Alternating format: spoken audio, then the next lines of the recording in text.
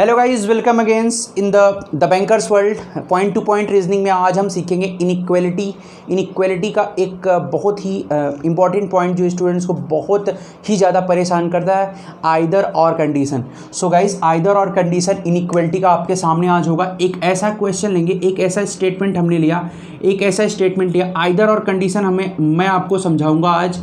जैसे एक छोटा सा स्टेटमेंट ले लिया हमने, ठीक है, ठीक है, ये छोटा सा स्टेटमेंट है और उसके लिए कंक्लूजन हमने रखा है A greater than D, first conclusion, और सेकंड रखा है हमने डी इक्वल्स टू ए। हमने ये कंक्लूजन्स रखा है गाइस। आइदर और में बहुत स्टूडेंट्स कंफ्यूज हो जाते हैं। हम आपको आज 4 पॉइंट समझाएंगे जिसके बिहार पे हम आइदर और को पहचान सकेंगे, ठीक है। और आइदर और अगर होगा क्वेश्चन में तो हम वहाँ पे बता पाएंगे आइदर और। ये आइदर और होता क्या, कुछ स्टूडेंट सोचेंगे कि सर आइदर और होता क्या है। 5 ऑप्शन आपके एग्जाम में होते हैं, एक उन 5 में से एक ऑप्शन ऐसा, अगर मान लो 2 कंक्लूजन है तो पहला ऑप्शन ऐसा होगा only first is correct, second option होगा only second is correct, third option होगा बोथ करेक्ट, फोर्थ होगा बोथ इनकरेक्ट। तो उन पांचों ऑप्शन ऐसा होगा कि आइदर फर्स्ट और second is correct, either first और second is true, either first और सेकेंड इज फॉलो, ऐसा कुछ तरह से होगा। तो वो आइदर और आ रहा है ना बीच में, वही वाला ऑप्शन सही कब होता है। तो देखना यहाँ पे, समझना बात को। सबसे पहला कंडीशन क्या होता है, सब्जेक्ट ऑब्जेक्ट सेम होना चाहिए। गाइज यहाँ से ही आप पकड़ पाओगे। पहला ही पॉइंट क्या होता है, पहला ही पॉइंट होता है सब्जेक्ट एंड ऑब्जेक्ट्स क्या होता है, सेम होना चाहिए।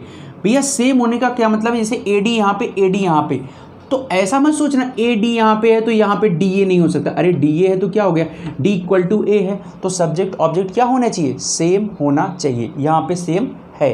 ओके, वो इंग्लिश वाला सब्जेक्ट ऑब्जेक्ट ना समझना, वो समझने के लिए हम लोगों ने इसको बना लिया कि ये दोनों सेम होने चाहिए। अगर ए डी है तो नीचे में भी ए डी। सबसे पहले ये जान लो कि आइदर और हमेशा 2 कंक्लूजन्स के बीच ही होता है, ठीक है।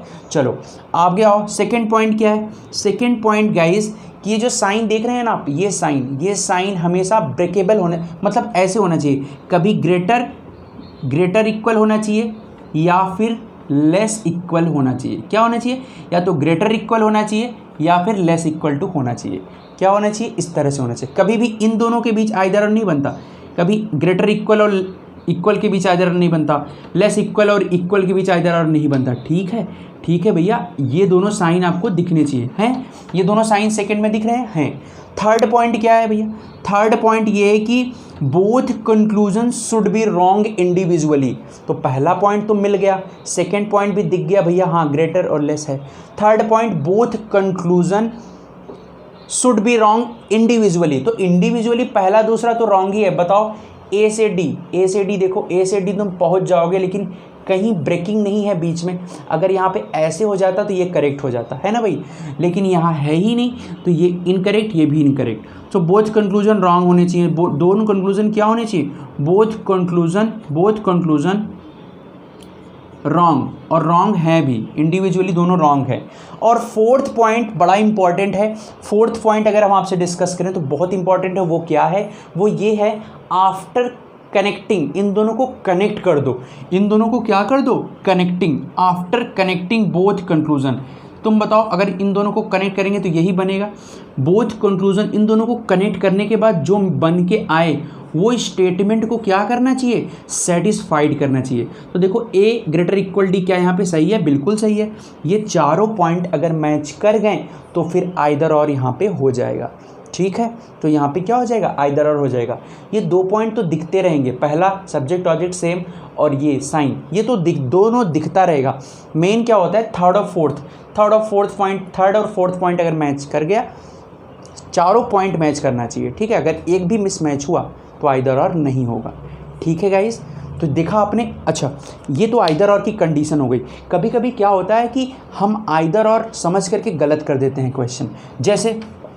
जैसे मान लो इसी क्वेश्चन को मैं क्या कर दूं, इसी क्वेश्चन को मैं थोड़ा सा चेंज कर दूं।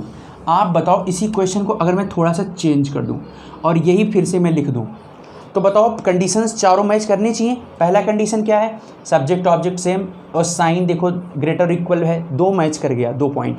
थर्ड पॉइंट दोनों रॉन्ग होने चाहिए, कंक्लूजन्स दोनों रॉन्ग होने चाहिए। तुम बताओ क्या दोनों रॉन्ग है? पहला वाला चेक करो यार, पहला वाला तो राइट हो गया, पहला वाला तो राइट हो गया, दूसरा तो ऐसे ही रॉन्ग हो जाएगा। सो इसमें आइदर और है ही नहीं, थर्ड वाला पॉइंट मैच ही नहीं किया। थर्ड वाला पॉइंट क्या था, दोनों रॉन्ग होने चाहिए, पहला तो राइट हो गया। सो इसमें क्या होगा, only first is true, only first is true. बात समझ में आई, आइदर और नहीं। जैसे एक बार और मैं अगर क्वेश्चन चेंज करूँ, एक बार अगर और मैं अगर क्वेश्चन चेंज करूँ, मान लो ऐसे कर दिया मैंने, ऐसे कर दिया, तो आप बताओ इसमें क्या होगा। फर्स्ट पॉइंट मैच कराओ, सब्जेक्ट ऑब्जेक्ट सेम है, साइन भी ग्रेटर इक्वल है, ठीक है, ग्रेटर इक्वल या लेस इक्वल होना चाहिए, तो यहाँ पे ग्रेटर इक्वल है, ओके। थर्ड पॉइंट क्या, दोनों रॉन्ग होने चाहिए। क्या दोनों रॉन्ग हैं? हाँ, दो के दोनों रॉन्ग तो हैं, तीनों पॉइंट मैच कर गया। चौथा पॉइंट जरा देखना क्या है, फोर्थ पॉइंट है इन दोनों को मर्ज कनेक्ट करने के बाद, इन दोनों को कनेक्ट कर दिया हमने। तो तुम बताओ इन दोनों को कनेक्ट करने के बाद क्या स्टेटमेंट को ये वाला सेटिस्फाइड कर रहा है? क्या तुम ए से डी पर पहुंच पाओगे? सी तक ही पहुंचोगे, डी तक पहुंच ही नहीं पाओगे। यानी फोर्थ पॉइंट भैया मैच ही नहीं कर रहा है, फोर्थ पॉइंट तो मैच ही नहीं कर रहा है, तो आइदर आर तो होगा ही नहीं। तो इसका आंसर क्या होगा, इसका आंसर होगा दोनों रॉन्ग है। अरे दोनों रॉन्ग तो पहले से ही तीसरे पॉइंट में तो तुमने किया है ना, दो के दोनों रॉन्ग हैं इंडिविजुअली, चौथा पॉइंट हुआ नहीं। तो इसका आंसर होगा नाइदर नॉर या फिर both correct, both incorrect, okay, neither nor या फिर बोथ इनकरेक्ट। तो समझ पाए आप लोग कहाँ पे आइदर और होता है, कहाँ पे नहीं होता, कहाँ पे कन्फ्यूजन होता है, वो भी मैंने डिस्कस कर लिया, ठीक है गाइज। तो पॉइंट टू पॉइंट रीजनिंग में आज हमने पढ़ा इनइक्वालिटी का आइदर और कॉन्सेप्ट, ठीक है गाइज। सो अगले पॉइंट टू पॉइंट रीजनिंग में हम और आपके साथ कुछ अच्छे क्वेश्चंस, कुछ ऐसे अच्छे टॉपिक्स के साथ या अच्छे कॉन्सेप्ट के साथ आएंगे, कुछ एक्सेप्शन भी आपसे डिस्कस करेंगे। तो मैं अंकित शुक्ला आज आपसे इजाज़त लेता हूँ, आज के लिए इतना ही। Thank you guys, good night.